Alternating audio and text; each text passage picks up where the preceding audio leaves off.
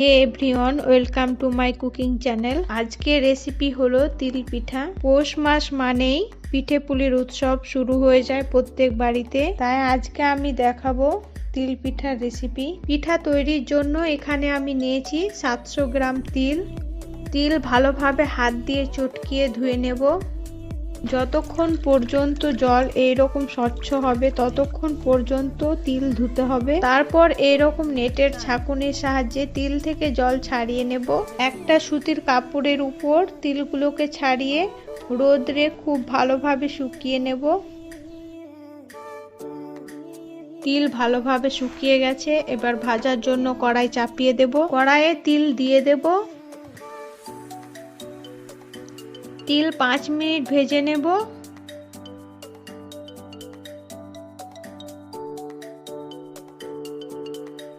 তিল ভাজা হয়ে গেছে, একটা পাত্রে ঢেলে নেব। এরপর ভেজে নেব গোটা গরম মশলা। 2 থেকে 3 মিনিট ভেজে নেব। গরম মশলা ভাজা হয়ে গেছে, তুলে নেব।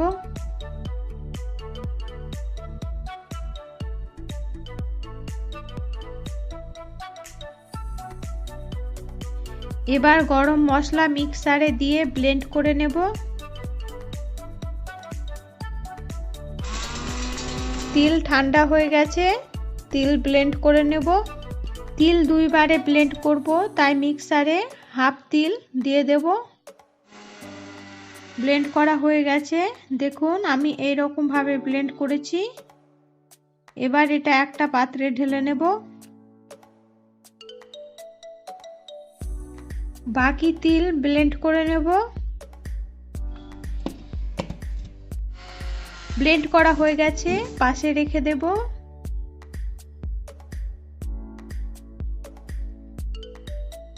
এই তিল দিয়ে হালুয়া তৈরি করব, তাই এখানে আমি নিয়েছি ব্লেন্ড করা তিল, খেজুরের গুড়, দুধ, চিনি, মেওয়া, গরম মশলার গুঁড়ো, চালের আটা, তেজপাতা, 2টো নারকেল কোড়া। এরপর একটা হাঁড়ি নিয়েছি, হাঁড়িতে দিয়ে দেব তিল এবং হাত দিয়ে গোটাগুলোকে ভেঙে দেব।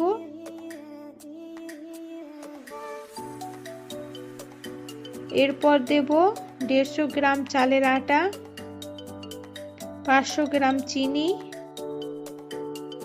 500 গ্রাম খেজুরের গুড়,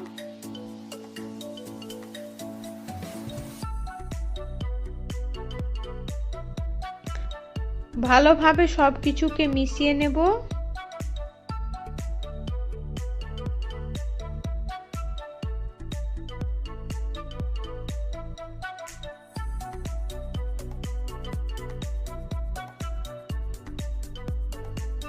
তারপর দেব নারকেল।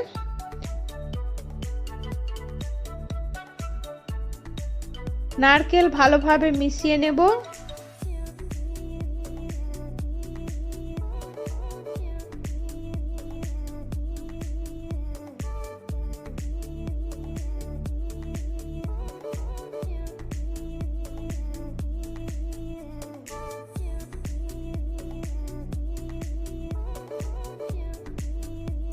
তারপর দেব 1 লিটার দুধ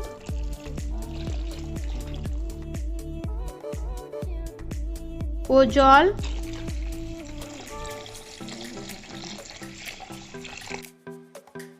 এবার সব কিছুকে খুব ভালোভাবে হাত দিয়ে মিশিয়ে নেব।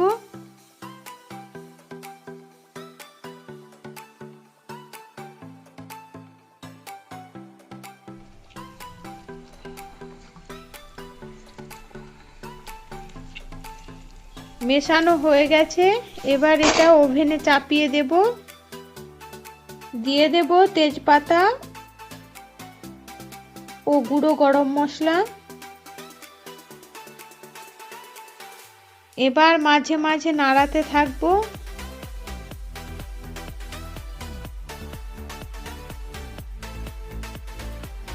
এরকম যখন ঘনত্ব কমে আসবে তখন নাড়িয়ে যেতে হবে, নইলে তলায় লেগে যাবে এবং পোড়া গন্ধ লাগবে, আর তার সাথে সাথে পিঠা খেতে ভালো লাগবে না। তাই কন্টিনিউয়াসলি নাড়িয়ে যেতে হবে। তারপর এরকম যখন বড় বড় ব্লক ফুটে আসবে তখন দিয়ে দেব মেওয়া। মেওয়া দেওয়ার ফলে হালুয়ার স্বাদ খুব ভালো হবে। হালুয়া তৈরি না হওয়া পর্যন্ত একই রকম ভাবে নাড়িয়ে যাব। দেখুন হালুয়া তৈরি হয়ে গেছে, গ্যাস অফ করে দেব। হালুয়া ঠান্ডা হওয়ার পর জমে ঘন হয়ে যাবে।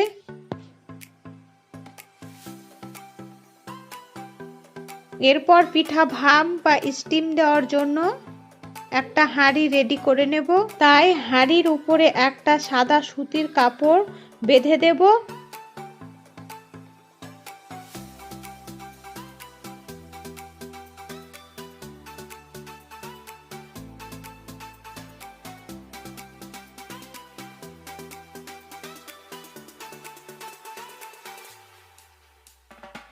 বাঁধা হয়ে গেছে, পাশে রেখে দেব। অপর দিকে আটা মাখানোর জন্য ওভেনে একটা কড়াই চাপিয়ে দেব। কড়াইয়ে দিয়ে দেব জল। তারপর জল যখন ফুটে আসবে তখন দিয়ে দেব অল্প পরিমাণ লবণ।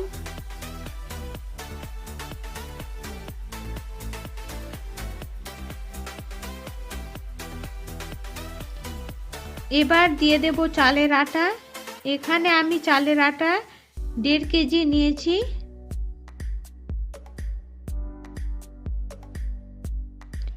ভালোভাবে আটা জলের সাথে মিশিয়ে নেব।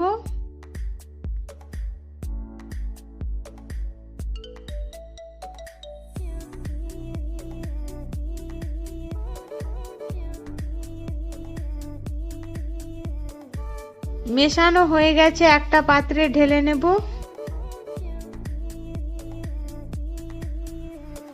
তারপর আটা গরম গরম মাখিয়ে নেব।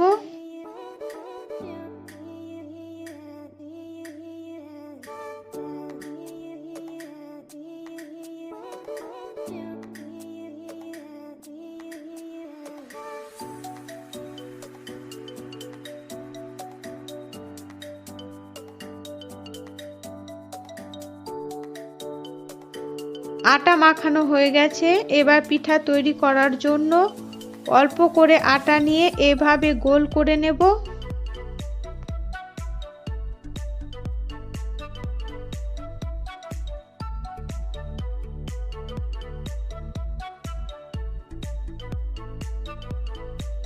অল্প একটু শুকনো আটা নিয়ে এইভাবে আস্তে আস্তে গোল করে বড় করে নেব।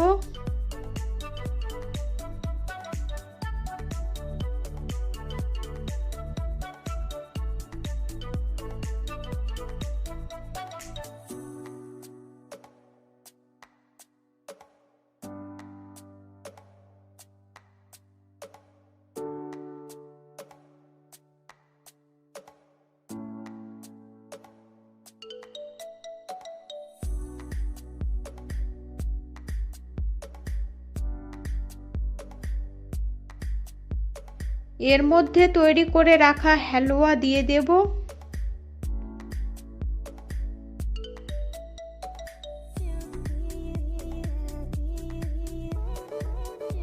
হালুয়া দেওয়ার পর পিঠার মুখ এইভাবে আঙুল দিয়ে চেপে চেপে বন্ধ করে দেব।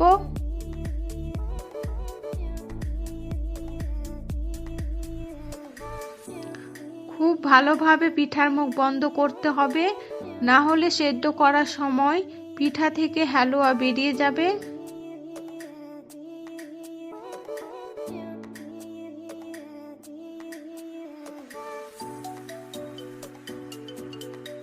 দেখুন কতটা সোজাভাবে পিঠা তৈরি করে নিলাম।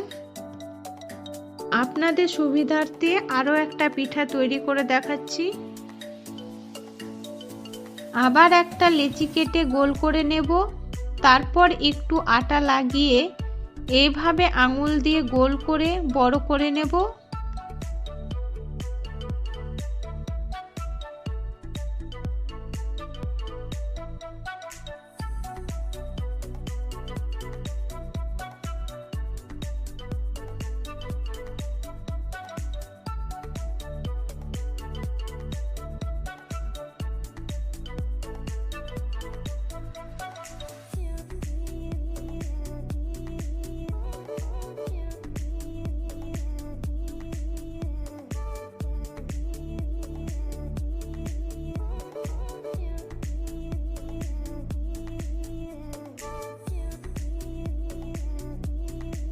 এর মধ্যে হালুয়া দিয়ে এভাবে পিঠার মুখ বন্ধ করে নেব।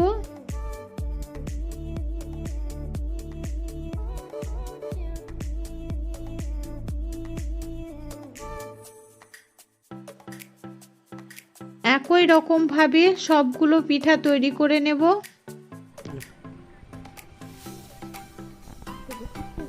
অপর দিকে পিঠা স্টিম দেওয়ার জন্য কাপড় বেঁধে রাখা হাঁড়ি ওভেনে চাপিয়ে দেব।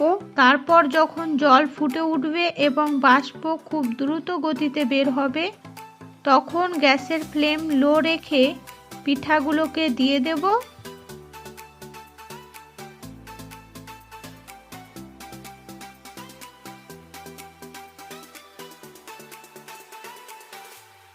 ফাঁকা ফাঁকা করে পিঠা দেব, খুব বেশি ঘন করে দেব না, তা না হলে সবগুলো পিঠা ভালোভাবে সেদ্ধ হবে না।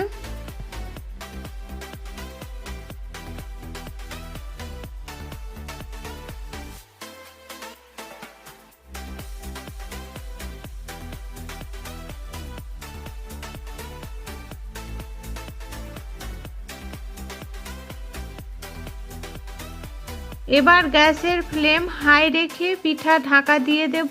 ঢাকা দেওয়ার পর পিঠাগুলোকে 7 থেকে 8 মিনিট সেদ্ধ করে নেব। 7 থেকে 8 মিনিট হয়ে গেছে, ঢাকা সরিয়ে নেব। এবার পিঠাগুলোকে তুলে নেব।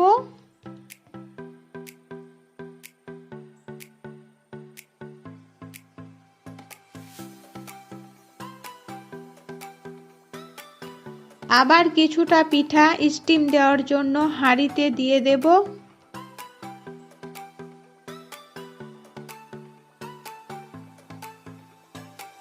পিঠাগুলোকে আবার 7 থেকে 8 মিনিট সেদ্ধ করে নেব। একই পদ্ধতিতে সবগুলো পিঠা সেদ্ধ করে নেব। প্রসেসিংটা বড় হলেও খুব সিম্পল একটা রেসিপি, খুব সহজেই আপনারাও বাড়িতে এইভাবে একবার তৈরি করে দেখবেন। আশা করি আপনাদের ভালো লাগবে। ভিডিওটি ভালো লাগলে লাইক, শেয়ার, কমেন্ট করবেন এবং সাবস্ক্রাইব করে পাশে থাকবেন। সম্পূর্ণ ভিডিওটি দেখার জন্য ধন্যবাদ।